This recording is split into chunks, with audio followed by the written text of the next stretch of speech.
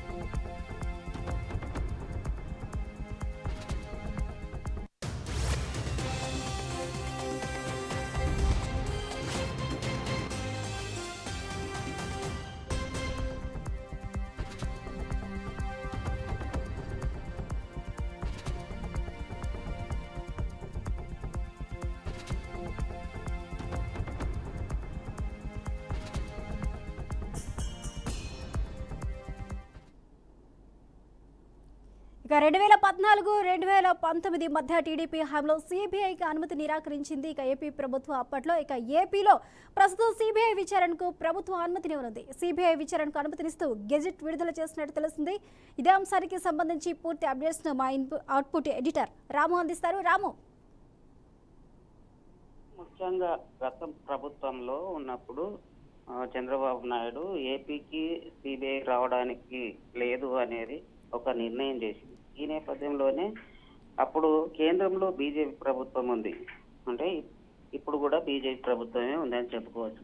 అంటే ఈ నేపథ్యంలోనే ఇప్పుడు ఒక కీలక నిర్ణయం తీసుకోవడం జరిగింది. ఏంటంటే సిబిఐ రాష్ట్రానికి వచ్చి ఎంక్వైరీ చేసుకోవచ్చు అనే ఒక కీలక ప్రకటన చేయడం జరిగింది. గతంలో ఎందుకు వ్యతిరేకించారనేది చూస్తే చంద్రబాబు నాయుడు అప్పుడు కేంద్రంకు సంబంధించిన సిబిఐ ఎంక్వైరీ ఇతర రాష్ట్రాలపైన, కేంద్ర ఆధిపత్యం ఇతర రాష్ట్రాలపైన ఉండొద్దు, కేంద్రంకు సంబంధించిన ఏవైనా సెంట్రల్ ఎంక్వైరీలకు సంబంధించినవి ఏవైతే ఉంటాయో వాటివి డైరెక్ట్ గా ఇన్వాల్వ్మెంట్ కావద్దు అనేది చంద్రబాబు నాయుడు అప్పుడు మాట్లాడడం జరిగింది. ఇప్పుడు ఆ కీలక నిర్ణయానికి సంబంధించిన కారణాలు చూస్తే అప్పుడు కేంద్రంలో ఉన్న బీజేపీకి అట్లాగే రాష్ట్రంలో ఉన్న తెలుగుదేశం పార్టీకి పొంతు కుదరలేదనే చెప్పుకోవచ్చు. ఒకరిపైన ఒకరు వైషమ్యాలు ఉన్నాయని చెప్పుకోవచ్చు. ఆ నేపథ్యంలోనే అప్పుడు సిబిఐ ఎంక్వైరీలకు చంద్రబాబు నాయుడు వ్యతిరేకించడం అనేది జరిగింది. ఇప్పుడు చూసుకుంటే ఇప్పుడు ముఖ్యంగా రాష్ట్రంలో చూసుకుంటే, ఆంధ్రప్రదేశ్ లో చూసుకుంటే ఈ కేసుకు సంబంధించింది వివేక హత్య కేసు కూడా ఉంది కాబట్టి దీనికి కీలక పరిణామం చోటు చేసుకునే అవకాశం ఉంది. కాబట్టి ఇప్పుడు ఏపీ గవర్నమెంట్ ఒక నిర్ణయం తీసుకుంది.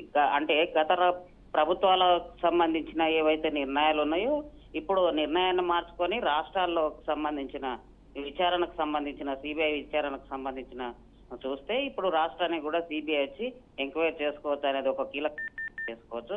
ఏది ఏమైనప్పటికీ గతంలో తీసుకున్నప్పటికీ ఇప్పటికి తీసుకున్నప్పటికీ అంటే ప్రభుత్వాల మధ్య సఖ్యత కోసమే ఈ నిర్ణయం తీసుకుందనేది కూడా చెప్పుకోవచ్చు. ప్రభుత్వాలకు సంబంధించిన అనేక విషయాలపైన అంటే కేంద్రంలో రాష్ట్రంలో ఒకే గవర్నమెంట్ ఉండడం, అంటే ఉమ్మడి గవర్నమెంట్ ఉంది కాబట్టి, కూటమి గవర్నమెంట్ ఉంది కాబట్టి సిబిఐకి సంబంధించిన విచారణకు సంబంధించింది రాష్ట్రాలు వచ్చి అనుమతి చేసుకోవచ్చు అనేది చంద్రబాబు నాయుడు ఆలోచనతోనే ఈ నిర్ణయం తీసుకున్నాయని చెప్పవచ్చు. అట్లాగే గతంలో సిబిఐ కేంద్రంలో ఉన్న ప్రభుత్వానికి సంబంధించి నిజంగా చెప్పాలంటే సిబిఐకి సంబంధించి స్వయం ప్రతిపత్తి కలిగిన సంస్థ. ఏ రాష్ట్రానికైనా వెళ్ళొచ్చు, ఏ రాష్ట్రాల్లో అయినా ఎంక్వైరీలకు సంబంధించి చేయొచ్చు, అరెస్టులు కూడా చేయొచ్చు. అట్లాంటి సంస్థ కేంద్ర ప్రభుత్వం చేతుల్లో అంటే కీలుబొమ్మగా మారిపోయింది అనేది గతంలో చంద్రబాబు నాయుడు ఆరోపణ చేయడం జరిగింది. అందుకే సిబిఐ ఇతర రాష్ట్రాలకు రావద్దు, ఇతర రాష్ట్రాల్లో వచ్చిన అరెస్ట్ చేసే అవకాశం కూడా లేదనేది కీలక నిర్ణయం తీసుకున్నాం గతంలో. కానీ ఇప్పుడున్న పరిణామ నేపథ్యంలో ఇప్పుడున్న జరుగుతున్న కీలక మార్పులకు సంబంధించి చూసుకుంటే మొత్తానికి సిబిఐ రాష్ట్రానికి రావచ్చు, కేసులకు సంబంధించిన పూర్వపరాలను పరిశీలించనేది చంద్రబాబు నాయుడు నిర్ణయం తీసుకోవడం జరిగింది. అట్లాగే సిబిఐ సంబంధించిన ఏవైతే కేసులకు సంబంధించింది దేశవ్యాప్తంగా ఉన్న రాష్ట్రాలన్నిటిపైన సిబిఐ వెళ్ళొచ్చు, పరిశీలన చేయొచ్చే అవకాశం ఉంటది. కానీ అప్పుడున్న ప్రభుత్వాల మధ్య సఖ్యత లేకపోవడమే ఎట్లా నిర్ణయం తీసుకున్నారని చెప్పుకోవచ్చు. ఇప్పుడు ఇప్పుడు తాజాగా అందుతున్న సమాచారం ఏంటంటే రాష్ట్రాలపైన అంటే ఆంధ్రప్రదేశ్ లో కూడా సిబిఐ ఎంక్వైరీ చేసుకునే అవకాశం ఉంది అనేది చంద్రబాబు నాయుడు కీలక నిర్ణయం తీసుకోవడం జరిగింది. స్వప్న రాము, గతంలో చూసుకున్నట్లయితే సిబిఐ ఎంక్వైరీని కేవలం ఏపీ రాష్ట్రమే కాదు ఇతర రాష్ట్రాలు కూడా కొన్ని వ్యతిరేకించడం జరిగింది. దీనికి సంబంధించి గతంలో వ్యతిరేకించిన టీడీపీ, ప్రస్తుత కూటమి ప్రభుత్వం ఇప్పుడు యాక్సెప్ట్ చేయడాన్ని ఏ విధంగా చూడొచ్చు? దీనిపై ప్రభుత్వ ఉద్యోగులు ఏమంటున్నారు? సిబిఐని డైరెక్ట్గా ఎంక్వైరీకి అనుమతించడం ఎంతవరకు సమంజసం అంటారు?